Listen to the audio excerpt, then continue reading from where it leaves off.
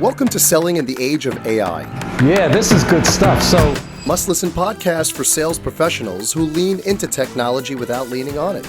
Dive into the future of sales with your host, the dynamic and inspiring Frank Somma, renowned keynote speaker, best-selling author, seminar leader, and business coach. Get ready for game-changing insights and strategies that value technology but place humanity at the top of the sales pyramid.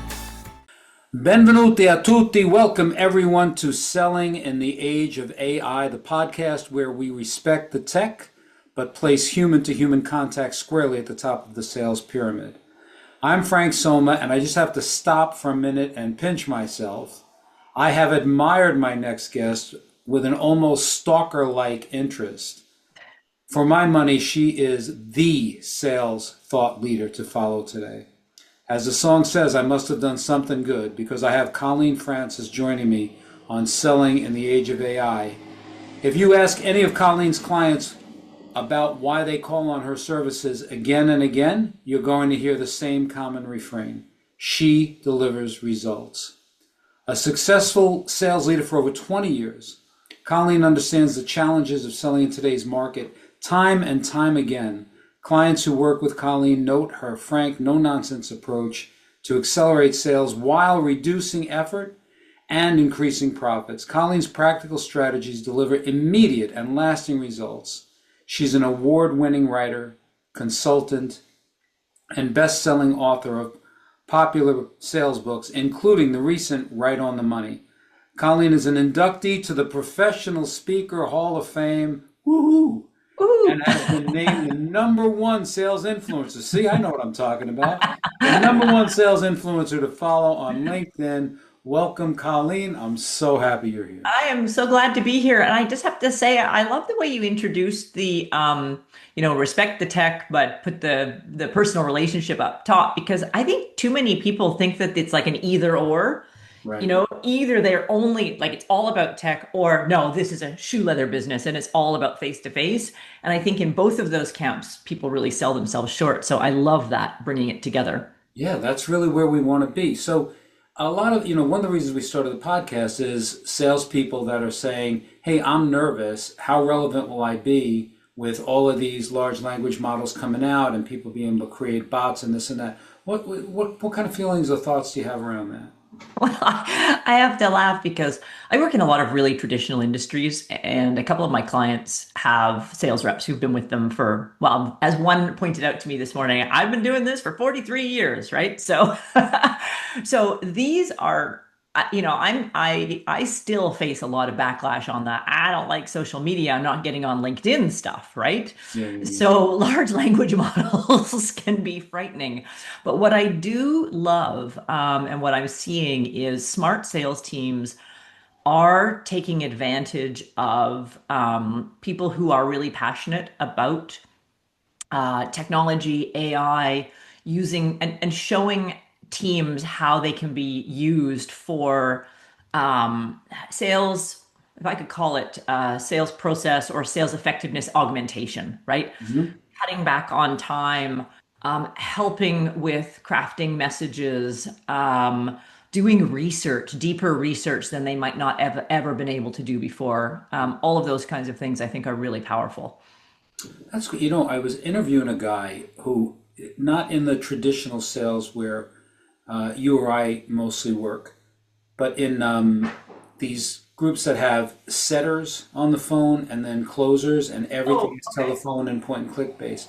Yeah. And he was telling me he's using AI to review sales calls, but training it by virtue of all of these sales calls that it's listening to and seeing the evolution is where was it successful, and then bringing those common threads together as a training model. Have you had any experience around that, or know if people are doing Well, I like this story because it used to be that in order to do that, you'd have to use Gong or one of the tools like Gong, right? And not all businesses want to spend that money, or it's not applicable for them. You can now do that for a lot less, right? And you can make it much more tailored to your business. So we're seeing some of that work being done. It's interesting because I have some clients in very restricted type, compliance driven type organizations, and they don't allow a lot of that kind of Right. recording being done with third party applications, but they can use tools that are embedded in things like Teams and Copilot because it's already an embedded system inside their organization. Right. So smart sales leaders are able to figure out how to overlay recording and learning and coaching inside the tools that they already have. And I think that that's where a lot of larger organizations are going to get a lot of value. While they're not being allowed to download new applications, the AI is being built into tools like this, which they already have access to. Yeah, yeah, it's pretty good that way.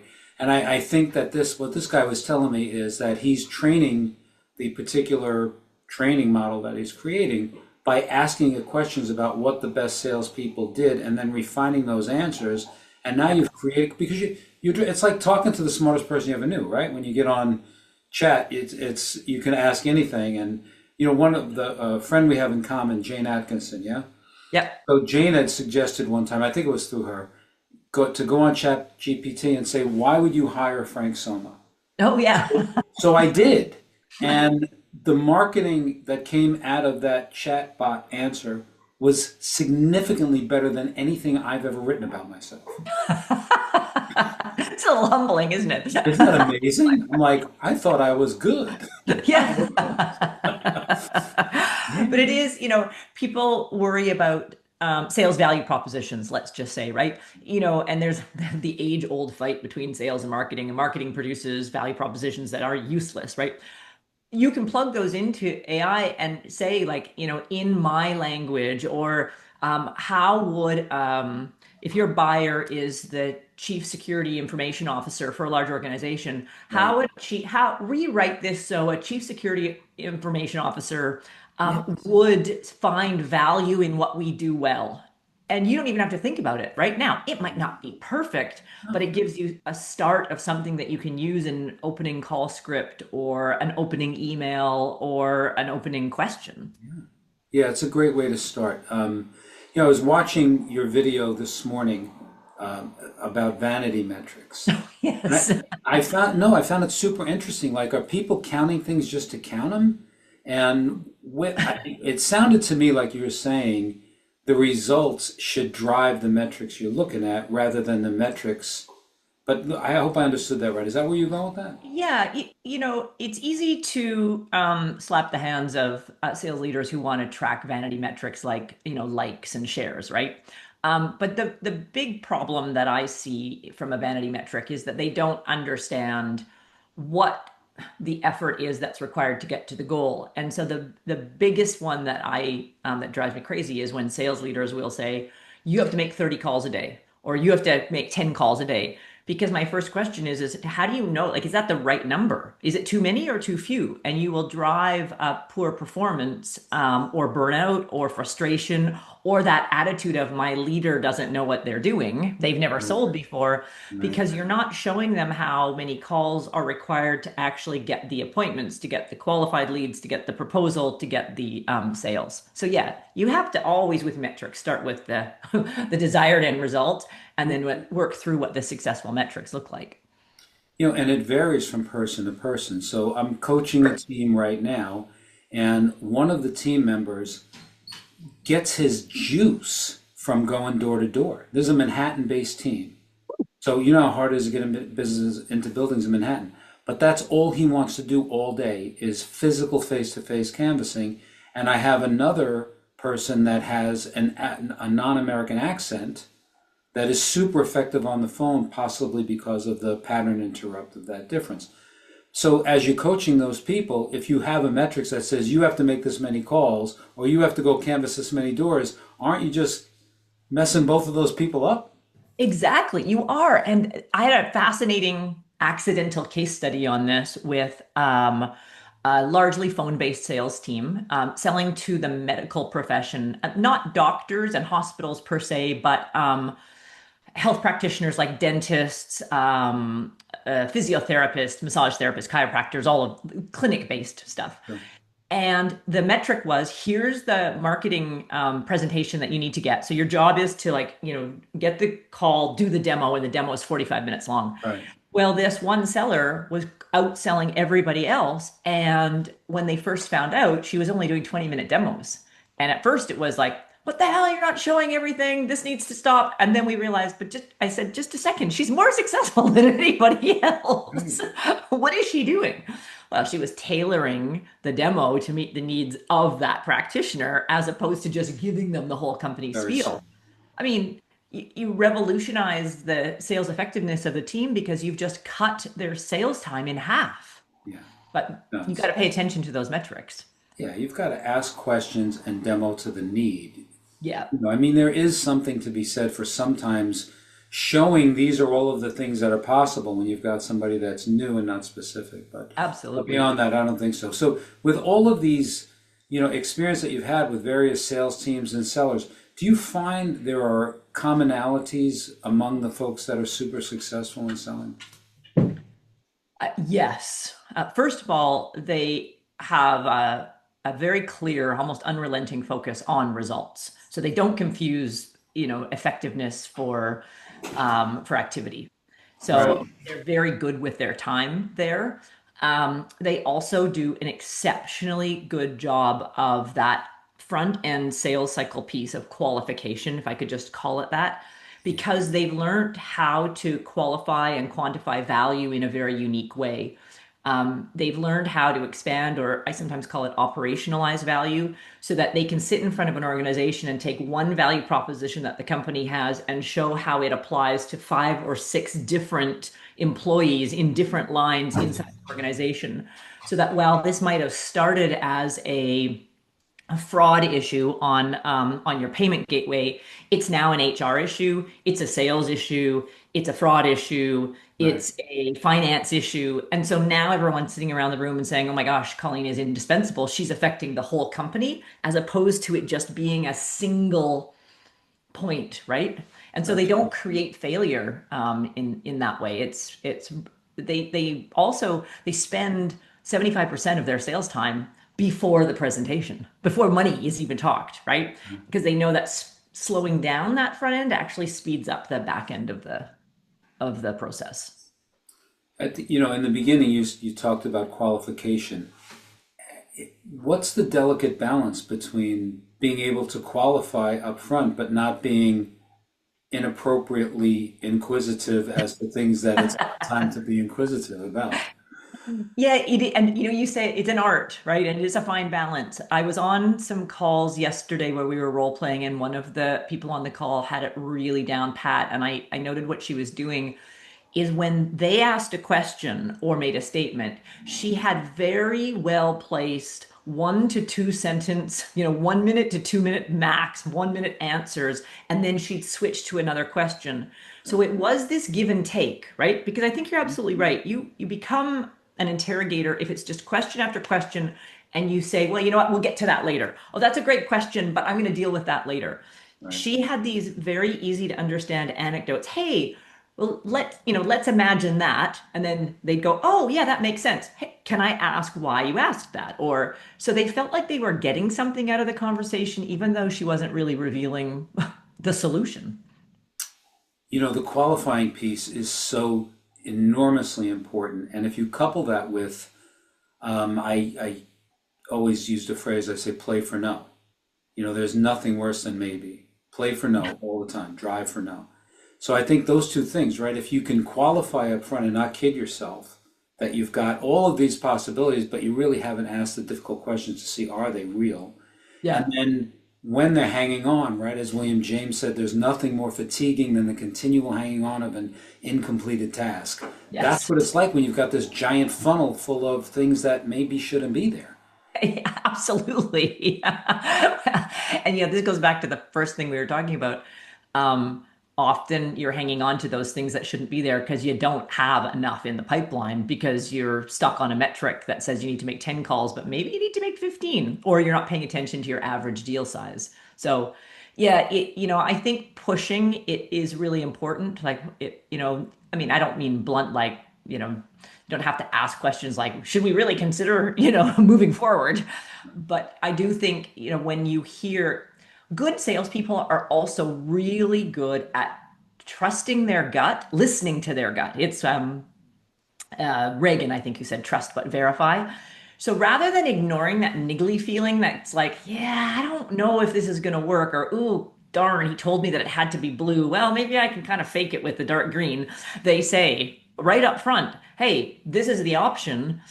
Is that going to be a showstopper for you? Like, I want to be clear up front. Is just having it, if we only have it in black and green, can we make that work? Because otherwise, it's just not worth going forward. And I think you have to do that about everything and not try to say, well, maybe we can work through it later, because it never works out. Trust your gut and then verify with questions. People respect that, and the process goes forward in a better way, even if you're not going to do that deal. Knowing who you can't do business with is pretty important component. Yeah, absolutely. Yeah. Yeah, that's true. So when we think back to how has sales changed, or if you think it has, from 2005 to 2025. Yeah, it's changed a lot. And I think, something that we don't always like to talk about is it's changed a lot because there is fundamentally a different generation of buyer dominating the buying positions, right? And I know it's really fun to make fun of the generations or complain about the generations that come before you that are younger than you, but we can't ignore the fact that, millennial and Gen Z, however you want to categorize them, I'm just going to call them younger than me people, are in these roles, and they are more collaborative and they're more digitally savvy. Right. Now, you can complain about that and say, I'm not going to do that, but that's not going to make it go away. So they're also new in their roles, so they're slightly more risk adverse. So they're using technology and they're demanding an alignment of the relationship between what do I see online versus what do I see in person. They're more comfortable in this environment, so we have to be really good in this environment. They're more collaborative, so they're more likely to include other people, whether you know who they are or not. So let's try to do that. And they're more likely to use technology to prepare for calls and do research. They're likely using ChatGPT to say, why should I talk to Frank, right? Right? Or if you were talking to an account executive for an enterprise software company and looking to this, which questions should I ask? That would be tough questions. Yeah. They're preparing that way. Right. So if we're not preparing that way, we're going to be playing the wrong game. Yeah. Yep. Yeah, that makes a ton of sense. So when you think about salespeople worried about being replaced, it feels to me like in an Amazonian world, commoditized things, you're already replaced. I'm pointing and clicking my way to fame. Yeah. But in other things, like some of the teams that we work with and coach, the human component seems like it'll stay right now. But I don't know if my view is, coming from so much of what I've done in the past, what do you see going forward, like next 5 to 10 years? Yeah. So the work that seems to be going away the most with AI and the fastest is kind of rote or programmable work. In fact, I just saw some stats that show that the single biggest job losses as a result of AI are software engineers, right? Because we can just plug that in and say, please write me a program that will do X. It was 2019 or 2020, actually, maybe. Well, 2019. Gartner ran a study that asked buyers, and this is a B2B enterprise sale. Yeah. How many of you, what percentage essentially, would you like to have a sellerless environment? What's your preference to have a seller involved or not to have a seller involved? And the aggregate scores amongst all age groups was 33%. Now, this is a preference. This isn't I can buy my products without you. It's I prefer. Fast forward into 2021, that number jumped from 33% to 44%.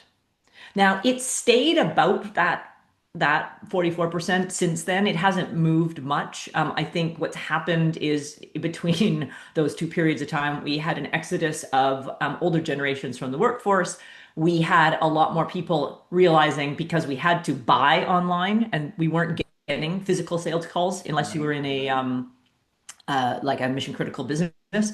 And so more people realized, oh, this is actually a time saver. So it's 44% as a preference. It doesn't mean that it's going to happen, but it also doesn't mean that salespeople, it also means that salespeople are not replaceable. I think what I believe is going to happen is that we will continue, we being sales professionals, will continue to get bigger and bigger quota responsibilities because AI and tech is making us more efficient. So we'll be able, like this woman who had 20-minute demos, Yeah. right? It's like automation. The way automation has made manufacturing efficient, I think they'll say, well, look, you can do 1.5 instead of 1.2 because you have all these tools to do research. Just type it into ChatGPT and you have what used to take me an hour of research on multiple sites in 5 minutes. Right. So that's where I think that you're going to see some efficiencies happen. Yeah, I think that makes a lot of sense to be able to do more with less and get some things done for you. Without, it's difficult when you're my age and you talk about, people are expecting me to say, hey, you guys should write your sales orders with this inkwell and quill, I love the tech. It's not that. I do. I love working with different types of technology. But I also think that in many, many businesses, people want the nuanced view. They want somebody that they can trust to bring them the things that may not be prevalent, if I type it into a chat model. And I think that's still important. So how do people get, do you have any advice for people to be known as more trustworthy, more likable? Like, what are those factors, those charismatic factors? What do folks do to work on those things?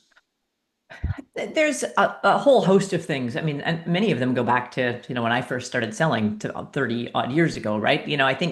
I do think that there still is something to that, if you're in person or on the screen, it's the eye contact, it's the smiling, it's being affable, right?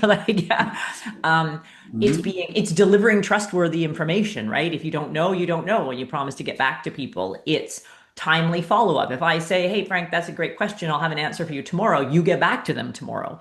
It's all those little things. Somebody once said, and I do not know, Mike Staver, who is a National Speakers Association colleague of mine, I heard him say it first. Trust is built through consistent behavior over time. So I thought that was a great expression that we can apply in sales. But I also think just showing genuine interest in the business. I will admit, and I can usually tell if AI has written something. I have instant trust more instant trust if I get a cold email from someone that actually has, is clear they're aligning they're trying to align what they sell to my business. Yeah. Right? When the mistake is made and they say, hey, I'd love to talk to you about success in your dental practice in Wisconsin, done. Like, you don't get a second chance. And that's a true story. Someone did that, right? Like, what? You think I have a dental practice in Wisconsin. And so, getting that right. And sometimes, even if you're using AI or marketing programs, it does take a set of physical eyes, your eyes, on the email to say, yes, that's the right email to send to Frank because. Yeah, and it's great to use the tools. But as I said in the beginning of the podcast, the hierarchy puts people at the top. And it was an interesting study, and the name fell out of my head, but it was at Cornell University not that long ago. Vanessa Bonds. So the Professor Bonds did a study where she sent a group out with an ask. And one group was via email and the other group was on the phone. And the phone call group outperformed the email group like 67% to 30% or something. Yeah, wow, that's great. Then she took that very successful phone group and put it up against physical ask, face-to-face ask. And the physical ask crushed the phone group. So I don't even know how to do the math on what that means from the email group to the face-to-face, right? But, proving clearly that the hierarchy of communication for people is if I can be face-to-face, I'm going to be most effective. Yeah. Now, it doesn't discount that the tools are there, right? I can send an email blast to 5,000 people a lot faster than I can knock on 5,000 doors. Absolutely. But Yeah. am I, what is my return on that? And like this team that I'm coaching, this one fella that says, when I go out and knock on doors, I come back with things every single day because I'm very good face to face. Yeah. So maybe you can't do as much, but maybe what you're doing is more effective. Yeah, and I don't see it as a binary choice. I see it Right. as a yes and because I work in an industry where there is still a lot of physical cold calling on businesses. Hmm. But what's happened for many of them is they're getting more and more secure and they can't get in the door, right? Or in a lot of manufacturing facilities, which is the bread and butter of their business, they walk up and the door is locked and it's just a phone, right? Right, right. And you have to know an extension in order to get in. You can't. In the olden days, these guys used to literally just walk in and walk into the factory or walk into the yard.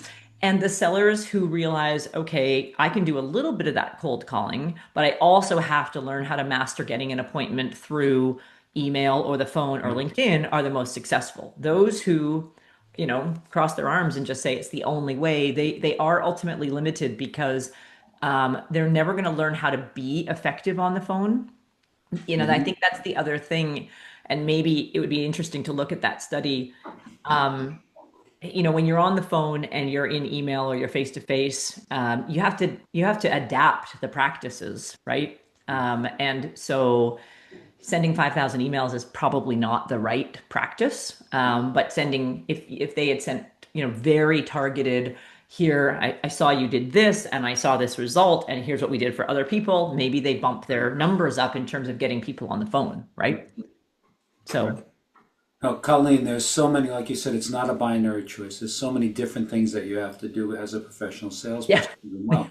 But where the help comes in from technology is exactly that. You could build case studies, you can get best practices, and you can craft a message that's so much better than how would you find that information before? Yeah.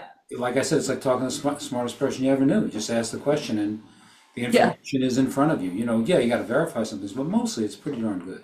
Absolutely. And you can use the technology to manage your customers and your prospects differently. So with I'm thinking about a gentleman I know he's got an existing business that he needs to maintain and grow, and he's got new business that he needs to bring out. And he's also one of the guys like your guy who loves to door knock. I Right. said, good. So let's do this. Your existing customers know you, like you, trust you. You can call and email and text and have a Zoom call with them on a once a month or a once a quarter basis and free up time to face cold call, right? With the people who don't. If you're that much better cold calling in person, then let's find more time to do that. Your current customers who know you, love you, trust you, and they can withstand some digital communication. Now you can be more efficient with your Right. time. So I think that that's another good use of technology, is just making sure that you're using the technology that each customer wants and warrants, quite frankly, and not just applying what you like to do as something that they prefer. Sure, sure. You got to have, yeah, the hammer can't be your only tool. Yeah, exactly. Yeah, you've got to have the different. So if we brought a person in today who's going to be in professional selling of medical devices or IT services or voice over IP or machines to manufacturing, whatever it is, that's a substantial I need a person sell, and they're just starting out. What advice would you offer them? Well, I think, wow, so many things, Good, and good. so many different industries. First of all, the first thing I always ask new sellers to do in an industry is truly understand the business use case for what it is that you're selling. Don't just learn the marketing points or the value propositions or your mission or what it is that you do.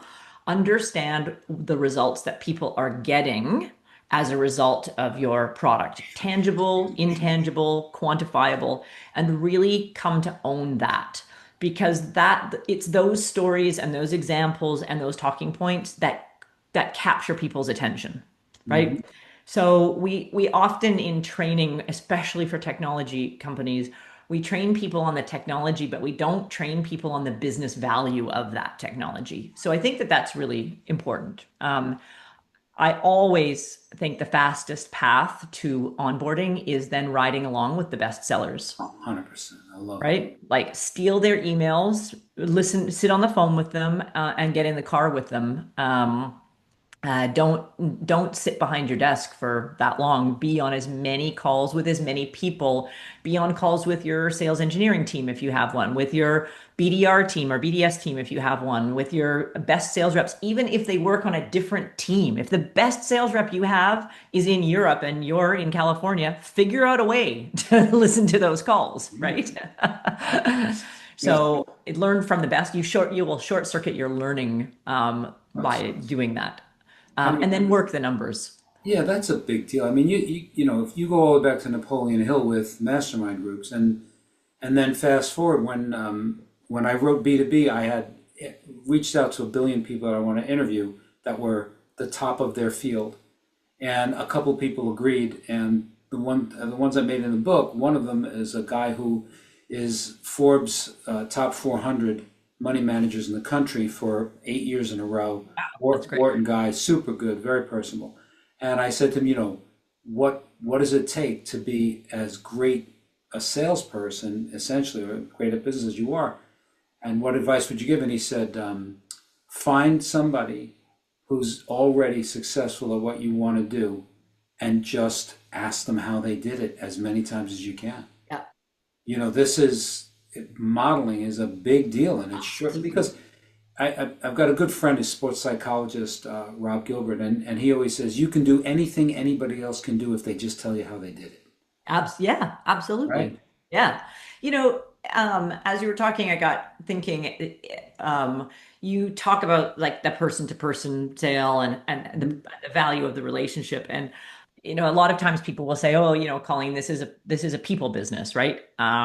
You know, technology won't solve all problems. Yeah, absolutely. What I'm asking people to do is to sell to more people. So I say this to old sellers and I say it to new sellers is don't get stuck thinking that there's an ideal profile. I think this concept of an ideal buyer or an ideal profile is actually incredibly damaging to Okay. the sales process because it causes me to say, well, no, I'm not going to talk to this person because Frank is the guy. And Frank's the only one who can make a decision. So I'm not going to talk to any of these people. But all those people can provide potentially great information to you. They could be stakeholders, users, advisors. They could have Frank's ear. Hmm. So really open up your mind to be thinking about who else could I be talking to in the organization? I want people to build more relationships and deeper relationships. I just was chatting this morning and someone reminded me that I love to say it's not a hats and donuts sales environment anymore. Like I want my relationship with you to be so strong that I say, Frank, I really value your business and I've got some ideas that I think can add $1 million worth of profitability. Not just like, will you buy from me? Here's a hat. Right. Or a baseball ticket or whatever, you know, whatever your gadget is, right? Yeah, you can't commoditize yourself, and in the No.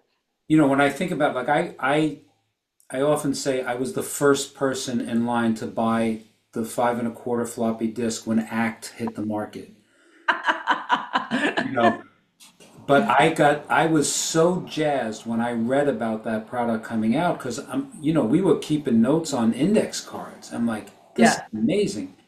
And trying to get people to get into their CRM and customize it in a way that it works for them. And it's building that relationship, you know, to be able to have conversations and make deeper relationships. You know, if I've got 1,000 prospects, 200 clients, whatever it is, I can't possibly remember that your dog's name is Rufus every time. You know, so you know, I want my CRM to give me a couple of hints as to how we can have good conversations. And Oh, I am with you on that, man. Like moving from an index card system that was in a shoebox, you know, a yes, Naugahyde covered shoebox to a CRM is revolutionary, right? You know, it is, you know, it's an extension of your brain, frankly. Yeah, I agree. and then I find that some sales leaders then in CRMs are asking for information. And I think when you ask for information, the data that you get out of the back end is not going to be clean. I think rather than demanding information, make the CRM such that I can't do my workday without it.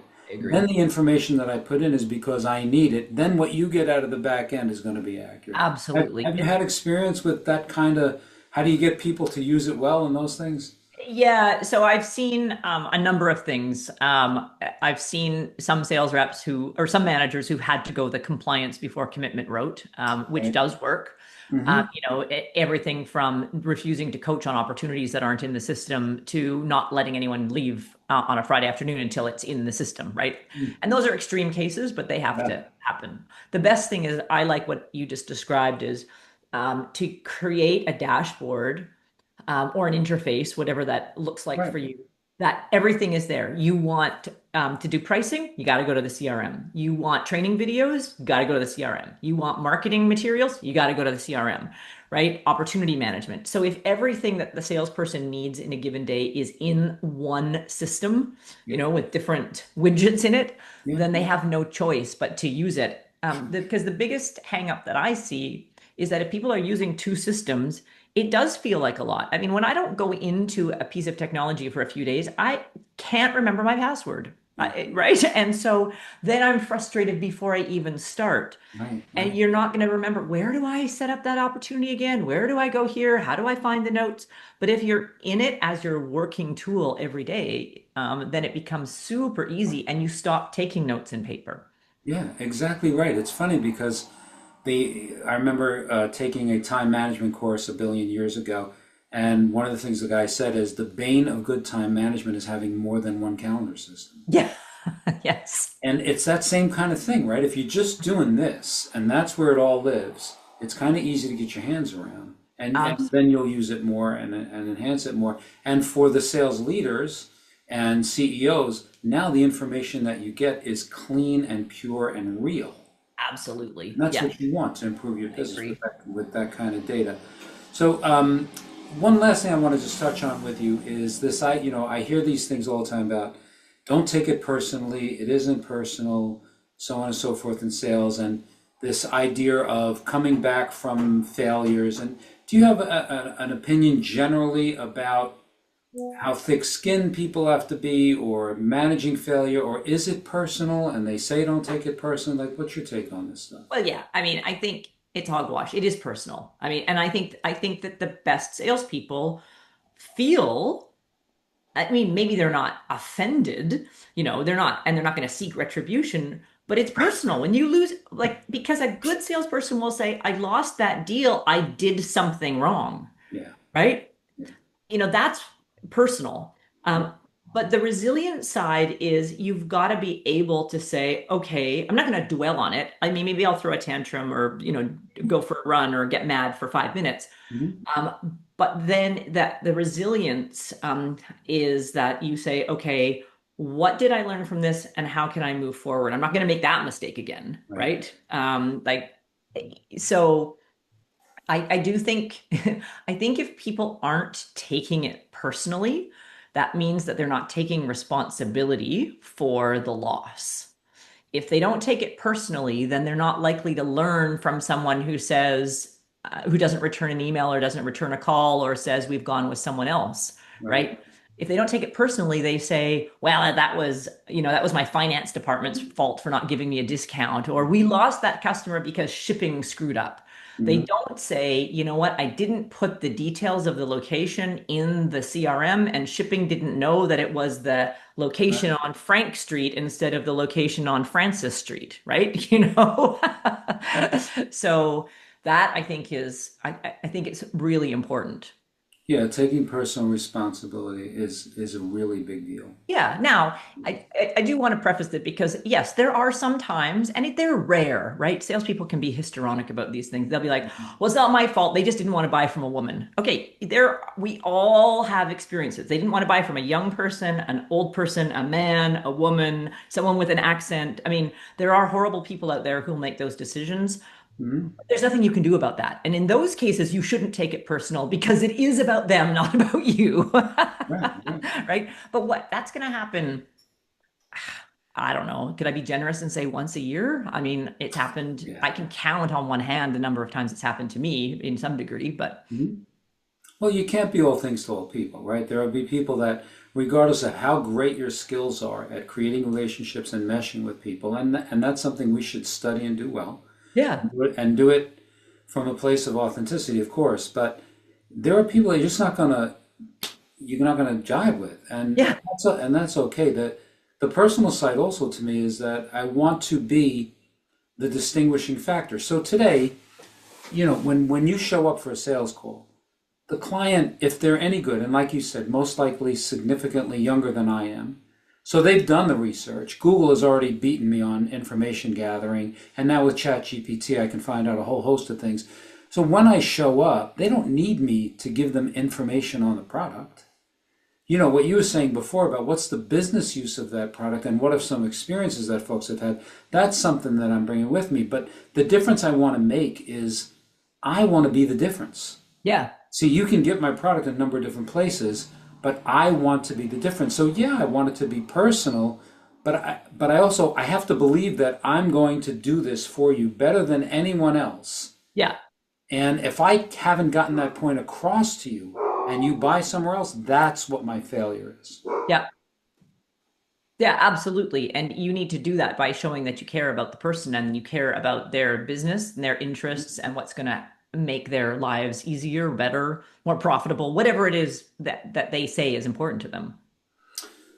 All right, so I want to, as we're winding down, switch up to something. How long ago did Right on the Money come out? Is it on Amazon? Are you selling well? What's happening? Yeah, it came out in 2022, I think. It was funny. I had it all written, and it was going to, go through final editing in January of 2020, and then in March of 2020, things radically changed, and things that I had written about just were no longer valid. I mean, they weren't even facts anymore. It would have been so I had to spend all of 2020 rewriting it. Holy cow. Yeah. So I was really lucky in that I was dealing with clients. 95% of my customers during COVID were deemed essential services. And so their sales reps were at work, often in the office or in front of customers. And so we were really able to see what selling in a new environment looked like quickly. So yeah, there's a lot of things around sales, the importance of numbers and velocity and customer management in there. So with most of the time, folks that want to subscribe to you, see you, listen to you, they're going to go to LinkedIn. LinkedIn is one of the best sources. I produce the most diverse amount of content on LinkedIn Okay. that you can engage with. I do have a sort of a traditional newsletter where if people want to read and watch videos, they can get the newsletter. Our videos are all published on our YouTube channel as well. So, but LinkedIn, we do a lot more, short format, long format videos, polls, things like that. Yeah, I've watched a lot of your stuff, and it's very, yeah, I mean, you just have such a way of making things A, interesting, and B, make sense. That's When that's good. I'm glad. yeah, you really do. You can take whatever it is, how complex, and you make it completely understandable in a very short period of time, because people are not going to stick around, even when it's you. They may not stick around that long, but you do. You keep it succinct, and it's great information. And I would encourage, anybody who's listening to get on LinkedIn and look for you and pick up all the stuff that you're doing, because they'll only improve by it. Thank you. I appreciate that. Thank you. Yeah, It's a great conversation. This is a really fantastic format you have. you are awesome. I got to tell you, you're at the top of the heap. So, my final question to you is: are there any charities that you support that you would like to mention? Oh my, that is such a great question. I support, my major charities are always animal charities, so Okay. Humane Society or whatever that. But I also I have a real passion for agriculture, Hmm. and especially women in agriculture. I do a lot of work in agriculture and food production, food safety. So my biggest charity is actually Kiva, and I do a lot of micro lending to small farmers worldwide, helping them help their families and helping the world grow the food it needs. Very cool. Kiva. I don't know that. Kiva. It's a micro lending charity site. Very cool. All right, I have to make. Yeah. Production guys, you're listening. Make sure that all this stuff gets in the show notes. That's fabulous. I can't thank you enough for spending this time with me. You have been just really an icon for me. You know, when I watch on LinkedIn and stuff, I'm just so enamored with all of the things that you do. And you know, I mean, it's smart and it matters. Like, you're not just out there blah blah blah. Like, the things that you're saying, I'm serious. You're saying things that really matter to people with their feet on the ground. You know, not highfalutin concept necessarily, but very smart things. That's Very great. very impactful things that sales professionals can use to help them get better. And really, that's what it should be about in our Awesome. Thank you. Ready to take your sales team or event to the next level? Visit franksomma.com to discover how Frank can coach your top performers, deliver a tailored workshop for your team, or captivate your audience with a content-packed keynote at your next event. Frank's best-selling book, B2B is really P2P, is now available on Amazon and Frank's website. Here's a special offer. As a valued listener, mention this podcast when you contact Frank and receive a 10% discount on your first coaching session, keynote, or workshop booking. That's a wrap. Thanks so much for tuning into this episode of Selling in the Age of AI. Be sure to check out the show notes for links to all of the topics we discussed, and of course, to connect with our amazing guests. I have to shout out big love to my production team, Neeks, Angelo, Nico of Digital Presence. You guys rock. If you want your digital presence to explode, check these guys out at digitalpresence.team. And until next time, remember, people can't point and click you. Be the difference maker for your prospects and clients.